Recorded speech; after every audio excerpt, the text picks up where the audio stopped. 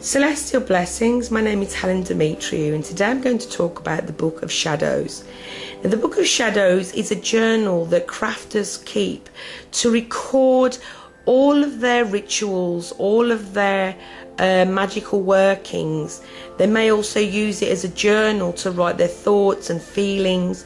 You may have in there all about different altars, different altar setups, about the tools that we use, ease bats, sabbats, the wheel of the year, dreams that you may have had, herbs that you've worked with, or description of herbs and spells.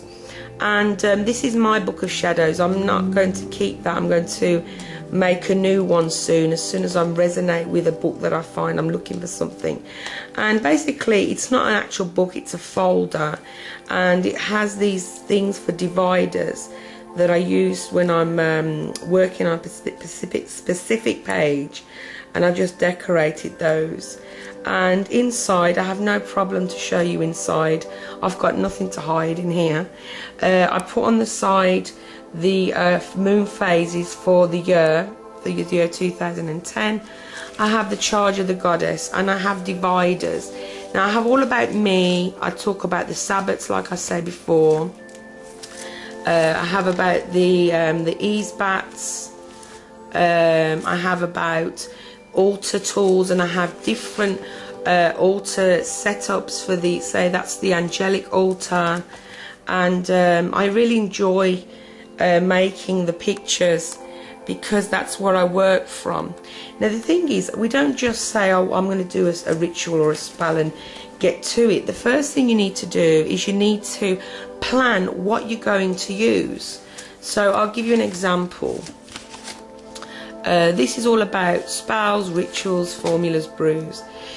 When you're going to make some kind of a ritual or a spell, write the time that you need to do it, the moon phase, what kind of opening you're going to use, what supplies do you need, what ingredients, which deities are you going to call upon. And when you do this, even write down the location and how you need to do it. I write instructions, how you need to do it.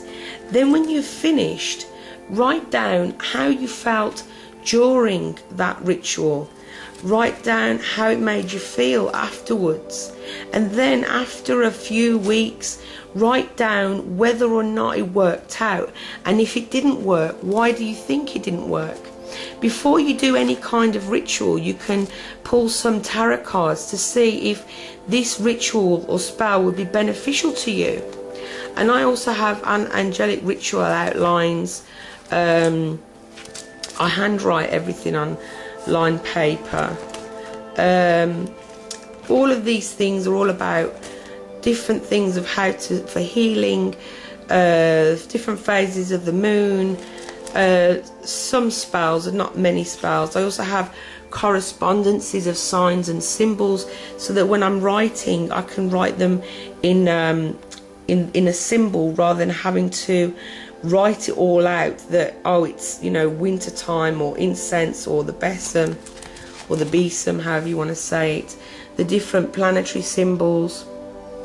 Now before, the reason why the Book of Shadows is called the Book of Shadows, basically it comes from the Wiccans basically use the Book of Shadows more, even though I call it the Book of Shadows for myself as well, even though I'm not Wiccan. And basically long ago, I don't think that, especially during the burning times, they never used to keep any accounts.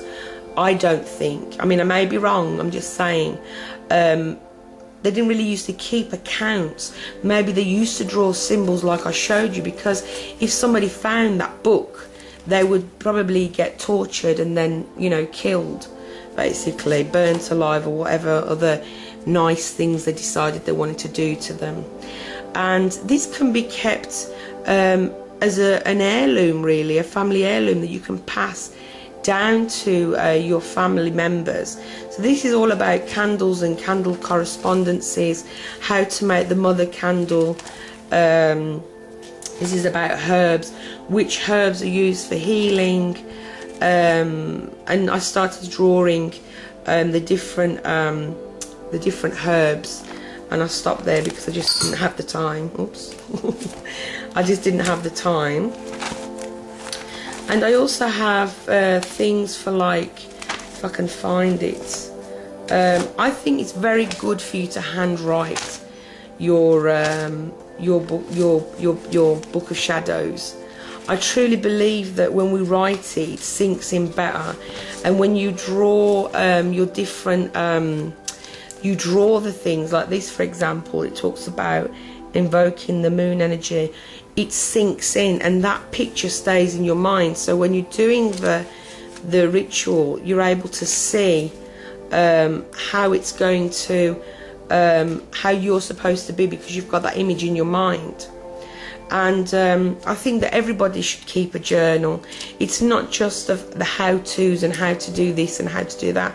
It's how you react, and if those rituals work. And if not, why do you think it didn't work? And you can go back because you've kept a record of it. This is usually kept on your altar. People usually do a spell over it to keep it safe from other people's eyes. They consecrate them, they dedicate them if they want to the different deities. They keep it safe. Some people have a travelling book of shadows. The abbreviation people would use is BOS. Some people have books of shadows for every single subject. So you could have candle magic journal or book of shadows. You could have ritual manuals, or there are manuals or books of shadows. You could have one for the Sabbats, one for Easebats. It's completely up to you. So far I keep everything together because everything corresponds, and I need to have it all in the same place. But I will be making another one. I just need to find something that I resonate and I'm attracted to. So thank you for watching. Have a great day. Bye bye.